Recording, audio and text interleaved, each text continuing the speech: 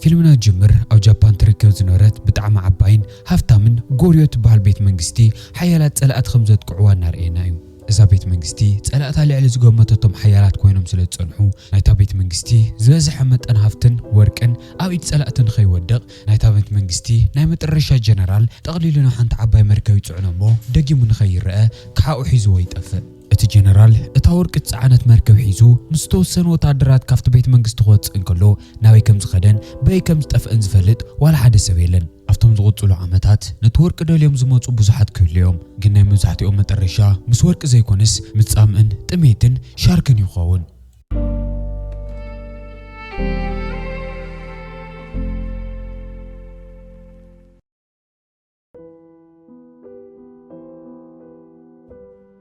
ቤት መንግስት ካው ተወደቕ ወርቃ ካው ዝጠፍእ ጀነራላት ካው ዝስውሩ ዝተወሰኑ ዓመታት ሓሊፎም ኣብ ማእኸል ባሕሪ ካብ ኩናት ዝተረፉ ዝመስሉ ዝተወሰኑ ሰባት መውፅእ ዘይብሎም ብጥሜትን ጻምእን እናተሳቀዩ ንረኽቦም ኩናታቶም ክትዕዘቦን ከለኻ ዝኾነ ሰብ ኣብኡ ንኽሞቱ ገዲፎም ከም ዝኸደ ግልጽ እዩ ነይሩ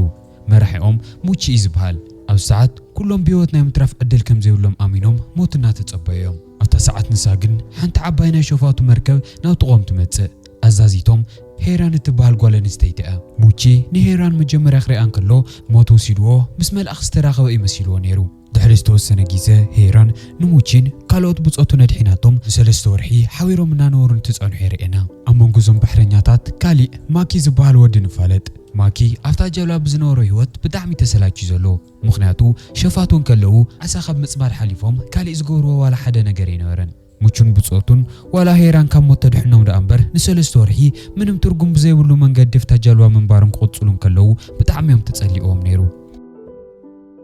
ኣብታ ሰዓት ንሳ ግን ሓደ ካብቶም ብጾቶም ብርሕቐት ናይ ጃፓን ጀልባ ከም ዝርእዩ ይነግሮም እሞ ሄራንን እቶም ካልኦት ሸፋቱ ብጾታን ሕጉሳት ይኾኑ ምክንያቱ ድሕሪ ነዊሕ ግዜ ክዘርፍዋ ዝኽእሉ መርከብ ረኺቦም ሙቺ እውን ናይ ቅልስን ካራን ክእለቱ ንምርኣይ ዕድል ስለ ዝረኸበ ሕጉስ እዩ ነይሩ ግን እቶም ካልኦት ሸፋቱ ብናይ ቅልስ ክእለቱ ይኣምኑን ኣብ ክንድኡ እናዝሓቑ ይቕልድሉ እንተኾነ ግን ክዘርፍዋ ናብታ ናይ ጃፓን መርከብ ክቐርቡ ከለዉ ሙቺ ብቕድሚት ምምጻእ ቀደይ መኻኣት ተኢሉ ዘሊሉ ናብዛ መርከብ ይስቀል ኣብኡ ክበጽሕ ከሎ ግን መሳርሒ ከይተዓጠቐ ከም ዝመጸ ይስታውስ እዚ ዝረአዩ ኣብታ መርከብ ጸንሑ ሰብኡትን ከጥቅዑ ይጅምሩ ኣብታ ሰከንድ ንሳ ሄራን ምስቶም ካልኦት ሸፋትኣ ዘሊላ ናብታ መርከብ ትመጽእ እሞ ንሙቺ ካብቶም ዝቕጥቅጥዎ ነበሩ ክተድሕኖ ምቅላስ ትጅምር ዕድል ክትወስለ ዝደልየት ካራ ትድርብየሉ እሞ ሙቺ ምንም ከይተቸገረ ኣብታ መርከብ ዝነበሩ ወታደራት በይኑ ተቓሊሱ ክወድቖም እንከሎ ኩሎም ቶም ሸፋቱን ሄራንን ክእለትለኒ ዝብል ነበረ ካብ ልቡ ምዃኑ ተረዲእዎም ተደኒቖም ይጥምትዎ ሄራንን ቶም ሸፋቱን ነታ መርከብ ትሕቲ ቁፅጽሮም ድሕሪ ምእታይ ብደንብ ገይሮም ክፈትሽዋን ከለዉ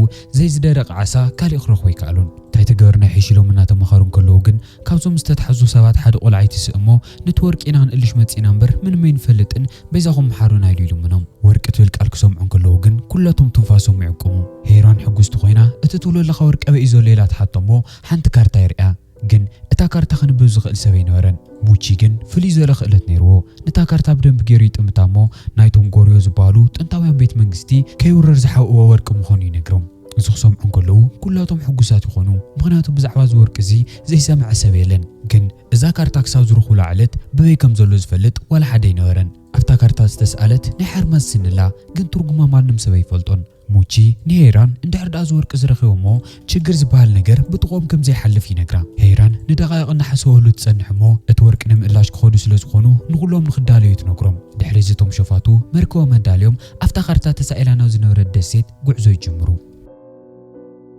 ድሕሪ ነዊሕ ጉዕዞ ኣብታ ደሴት ይወጽሑ እሞ ሄራን እታ ካርታ ክተንብባ ክትምኩርን ከላ ምንም ኣይተሳኽዐላን ንሳ ናይ ዝሓዘታ ጥቕሚ ስለ ዘይብላ ንሙቺ ተቐብሎ እሞ ሙቺ ድሕሪ ሕዚ ኣነ እየ ተኣዛዚ ንዓይኹም ትስዕቡ ብምባል እታ ካርታ ሓፈቢሉ የርእዮም ኣብታ ሰዓት ንሳ ግን ብርሕቐት ሓደ ብዕራይ እናጎየ ናብ ሓደ በዓትን ተኣትዩ ይርእይዎ ሙቺ ነዋርሕ ዓሳ ጥራይ ምብላዕ ሰትይዎ ከም ዝነበረ ብምዝራብ ሓሪዱ ከም ዘምፀሎም እናፈከረ ስዒዎ ናብዚ በዓቲ ኣቲ ሄራንን እቶም ካልኦትን ኣደጋ ክተርፉን ከለዉ ግን እቲ ብዕራይ ናብቲ በዓቲ ዝኣተየ በይኑ ዘይኮነስ ብጣዕሚ ብዙሓት ስዒዎም ይመፁ ከም ዝነበሩ ትፈልጥ ንሙቺን እቶም ስዒዎም ዝኣተዩን ቀልጢፎም ንኽወፁ ክፅውዕዎም ይምክሩ ግን ኣብ ሰዓቱ ስለ ዘይሰምዕዎም እተን ኣውዕር ወጊአንኦም ሙቺ ኣብ ቀርኒ ሓደ ብዕራይ ተፃዒኑ ይወፅእ ግን ንኽረጋጋዕ ዕድልን ከይረኸበ ብሓደ ገደል ይድርብዮም ወይ ይፀድፍ እዚ ክሪኡን ከለዉ እቶም ካልኦት ብጣዕሚ ይሓዝኑ ሙቺ ብምማቱ ጥራይ ዘይኮነስ እታ ካርታ ሒዝዋ ብምጥዳፉ ካሜራና ናብቲ ሙቺ ዝፀደፈሉ ገደል ክትወስደና እንከላ ግን ሓንቲ ጉንዲ ተንጠልጢሉ ብሂወት ከም ዘሎ ተርእየና ንኸይፀድፍ ምስታ ጉንዲ እናተቓለሰ ግን ኣብ ጥቕኡ እታ ናይ ሓርማዝ ስኒ ይርኣ እቶም ሸፋቱ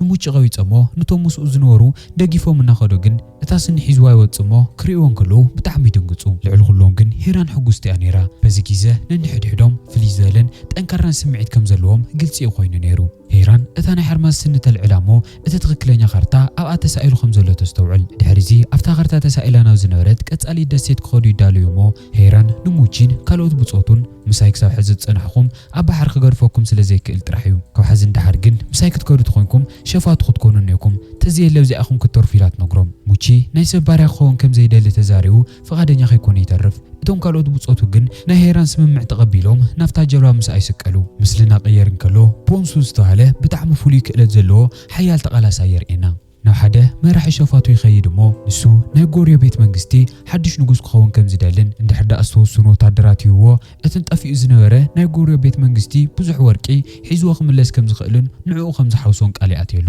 ቦንሱ ናይ ጎርዮ ቤት መንግስቲ ወርቂ ኣበይ ከም ዝተሓወቐ ክፈልጥ ዝኸኣለ ናይቲ ሒዝዎ ዝጠፍአ ጀነራል ቤተሰብ ረኺቡ እቲ ዝተሓወሉ ቦታ ክሳብ ዝነግርዎ ስለ ዘሳቐዮም እዩ እዚ ክሰምዕ እንከሎ መራሕቶም ሸፋቱ ፈቓደኛ ይኸውን እሞ ኩሎም ሰራዊቱ እቲ ወርቂ ሒዞም ንኽምለሱ ምስ ቦንሱ ይሰዶም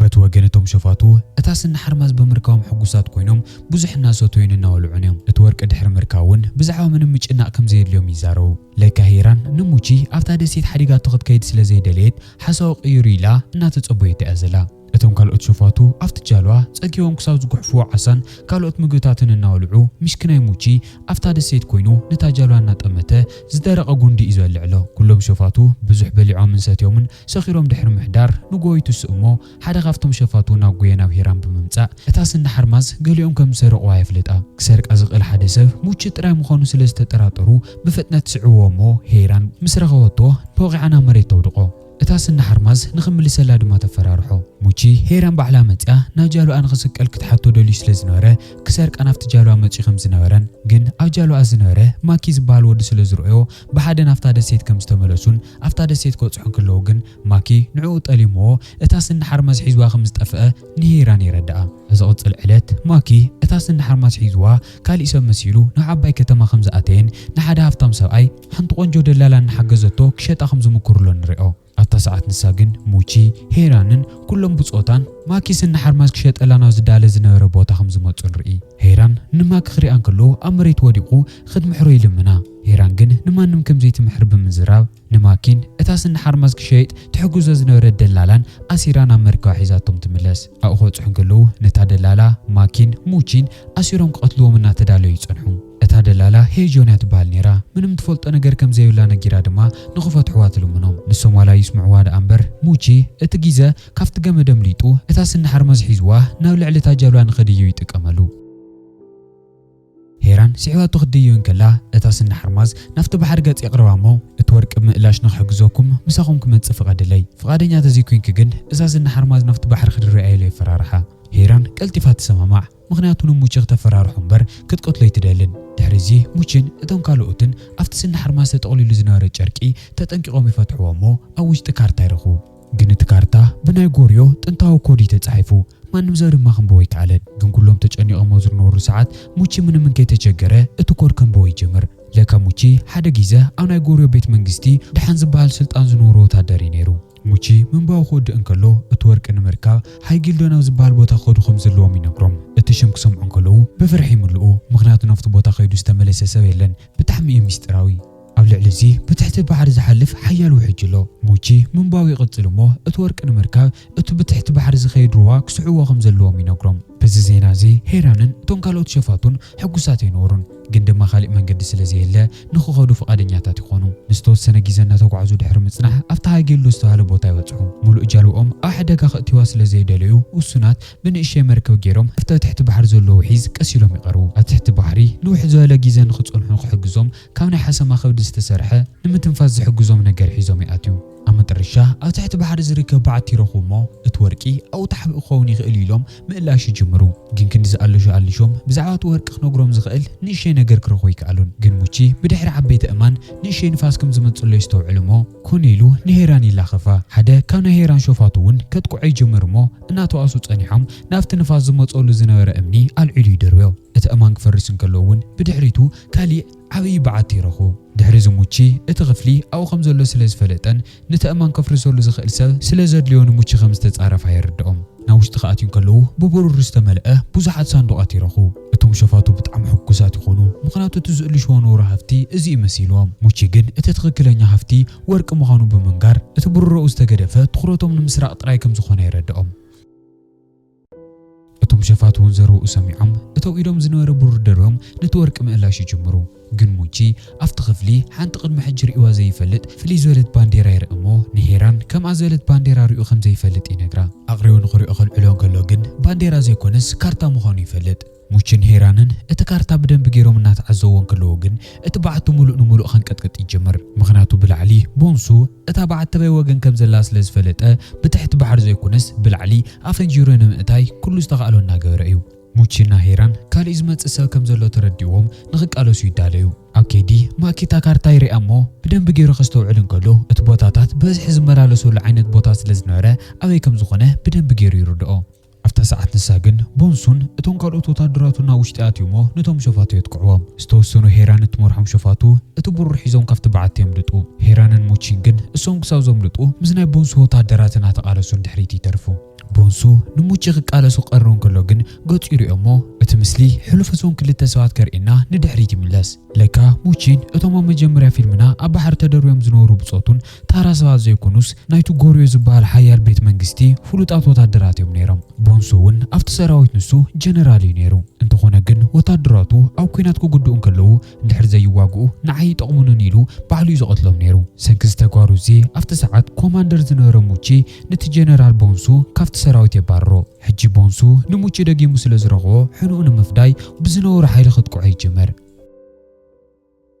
ኣብዚ ግዜ እዚ ብከቢድ ተወቂዓ ዝነበረት ሄራን እውን ኣስሒታ ናብ መሬት ትወድቕ ግን ሓደ ካብቶም ሸፋቱኣ ይረኽባ እሞ ኣልዒሉ ሒዝዋ ክምለስ ይሙክር ምቹውን ስዒብዎም እቲ ብሩር ጽዒኑ ዝነበረ ሳንዱቓት ናብ ውሽጢ እቲ ማይ ይድርብዮ እሞ ንሱ እውን ናብኡ ይኣቲ ቦንሱ እቲ ብሩር ዝሓዘ ሳንዱቕ ንምርካብ ስዒቦም ናብ ውሽጢ ይኣቲ ግን ንሱ ከምቶም ካልኦት ኣብ ውሽጢ ማይ ዝትንፍሰሉ ነገር ስለ ዘይነበሮ ተሓኒቑ ንኸይመውት ብፍጥነት ንላዕሊ ይምለስ ኣብታ ሰዓት ንሳ ሄራን ገመድ ሒዛ ትመጽእ እሞ ነተን ብፍጥነት ዝጠልቃ ዝነበራ ብሩር ዝፀዓና ሳንዱቓት ክትኣስረን ትሙክር ግን ከይተሳኽዐላ ይተርፍ እሞ እቲ ብሩር ናብ መሓሙቕ ባሕሪ ይጥሕል ግን እዚ ኸይኣክል ኣብ ውሽጢ ነዊሕ ግዜ ስለ ዝጸንሑ ትንፋስ ይውድኡ እሞ ክሞቱ እናተቓረቡ ይጸንሑ ግን ሓደ ገጂፍ ነበረ ባሕሪ ኣብኡ ዝነበረ ዓሳታት ክበልዕ እናሞከረ መሊኡ ንሙቺና ሄራን ይውሕጦም ኣብታ ጀልባ ዝነበሩ ብጾቶም ሙቺና ሄራን ሞይቶም እዮም ኢሎም ስለ ዝሓሰቡ እናወኸዩ ይጸንሑ ግን እቲ ነበረ ዓሳ ንሙቺና ሄራን ደጊሙ ይተፍኦም እሞ ካብ ሰማይ ተወርዊሮም ኣብ ልዕሊ እታ መርከብ ይዓልዉ ናብቲ ዝቃለሱሉ ነበሩ በዓቲ ክንምለስ እንከለና ግን ቦንሱ እቲ ብሩር ሙሉእ ንሙሉእ ናብ ውሽጢ ባሕሪ ከም ዝጠሓለ ክርኢ እንከሎ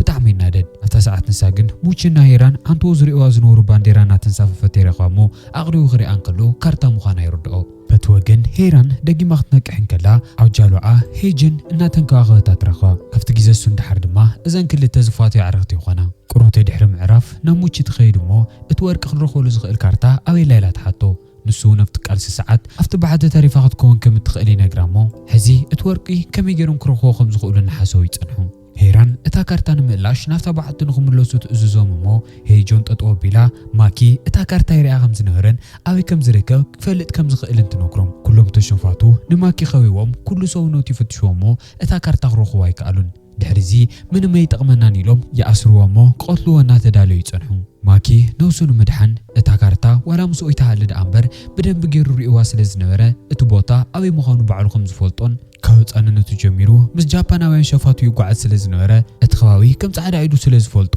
ክምርሖም ከም ዝኽእልን ይነግሮም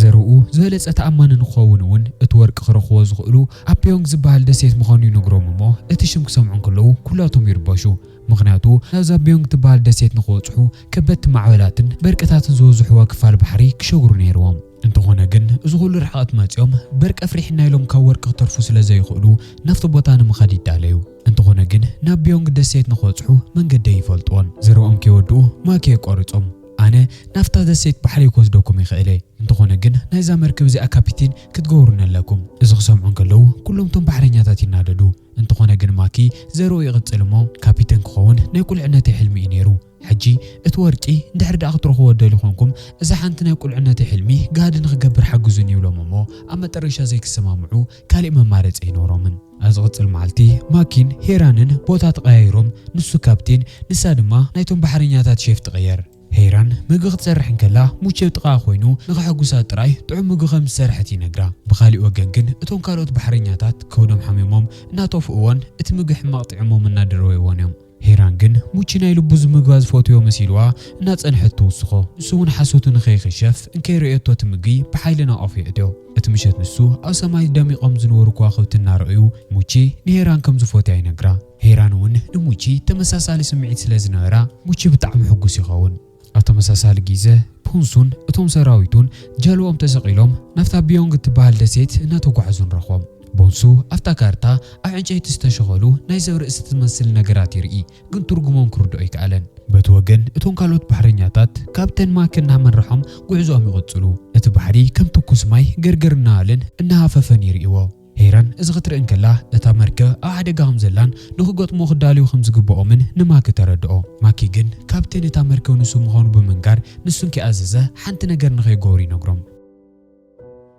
أفتا سكند نساقن سماي هندوت الماتي خدانمو اتمولو قعزوهم زفرحو نور حدا قايمت تا مركب يمان تساقام زنقالات عزنار معبل كي يأكل بزي مقرات بركي وقع نيرو كل سويوتن مدحان تقواي هيران كل قلواتات تقيمة اتا جالوا او تحتو قدت تران متصنحتك علس أفتا مساسال ساعات ماكي كافتا جالوا نغط أدف كروتي قريو نيرو قن موچي أطلق ساعات بقمت تنتقلت إلو مات يدحنو اتا جالوان خيط ألغن كي تقمت ألم بزحنات قالسو دحر متصنح كافت معبل يوطو داقي منبرهان تحاي كريون كلوون نامت الرشح وقاسو أفتا سكند نساون أرحيقوم اتا ننوح جيزا خقلو شوات صنحو بيونغ تبهال دسيتي رئيوا دحرزي اتعباي مركب نافت دسيت كتصقعو عزل زي يقولو كلتنا اشي جالواتات حيزوم ستوصونو شفاتو نا انتخدو اتهم ستروفو افتا عباي مركب يترفو أفتا دسيت كوصحون كلو تطويلهم نماكي خبوامو اتورك أبي إني لهم يحطوه ماكي جن أفتا دسيت كم زلهم بر أوي وجن مخوني يفلتن تهتاتينهم أبو زحباتان دحردا قاليشوم جدن كم زرخوا نجيرو دما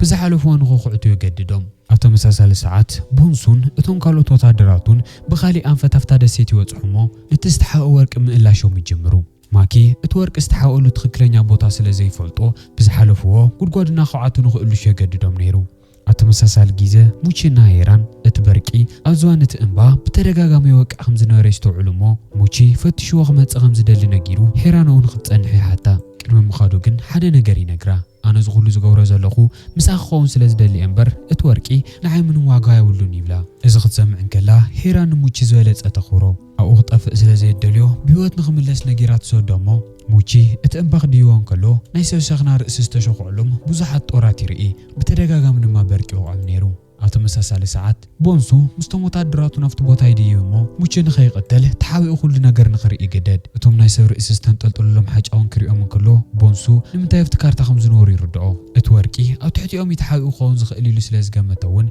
نتوموتات دراتو اتطور نخمستو يززم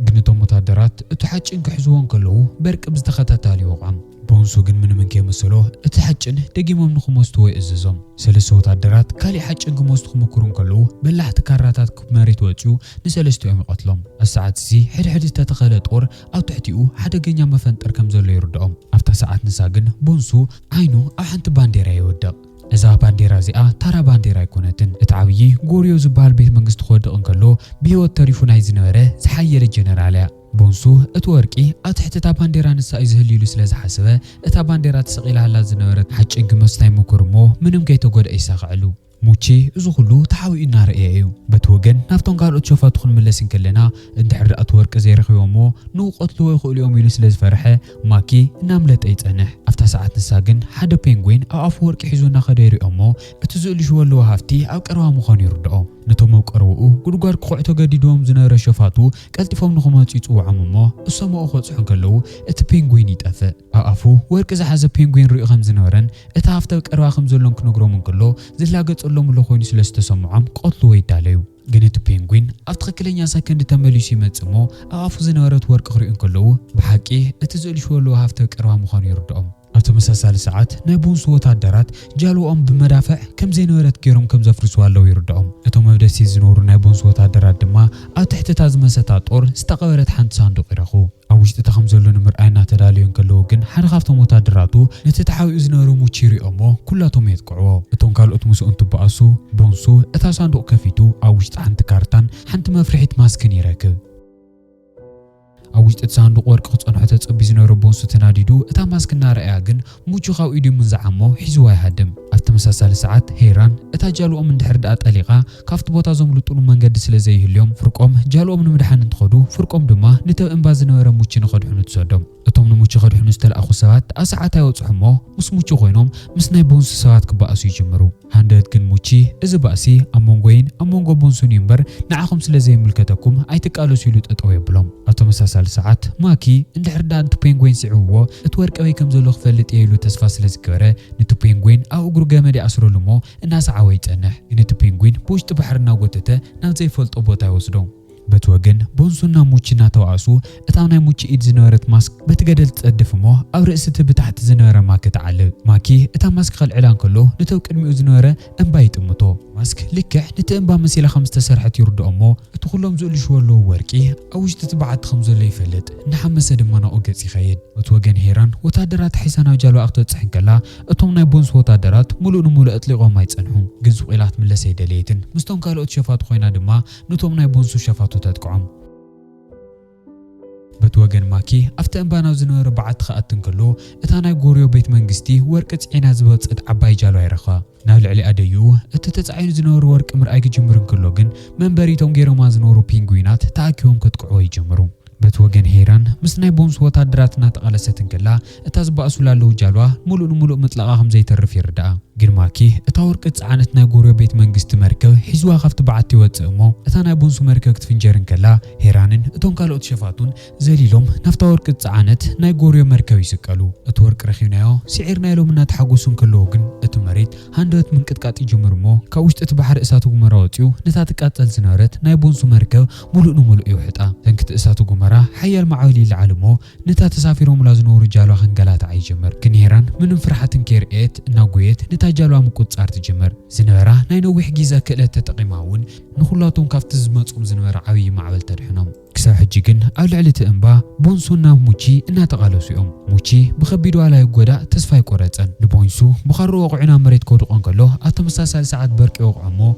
هيوتو يحلف دحري زموچن اتون كالوت بصوتون نا گمگمت بحري مصمو هيرانن اتون كالوت شوفاتون بتاورق صعينا زنارت ناي غوريو مركب يقبلوهم دحرستون سونو معلتات هيران موچين ماكين اتون كالوت شفاتون لأختو مساقيعهم اتورق حيزوم الناتو ملسن رخوم موچيون كا هيران كفلس لزي دلي استرفي وتو شفتا خوين خلفو 5 دلي نغرا اتمت رشا زيولو ناي غوريو بيت منغستي بزح ورق حيزوم ناو قصال هيوتو مناتو قعزو دما فيلم ناي ودا فتيخمون تزناقعكم لون كتكونو تسفا يقبر بوغني كاو 10 تشعاتي ويخحلفي السخون كخنديتوو اكو من تصحفوا لي بخالوت فيلم تادقيمنا سان راخب سنة يصنحو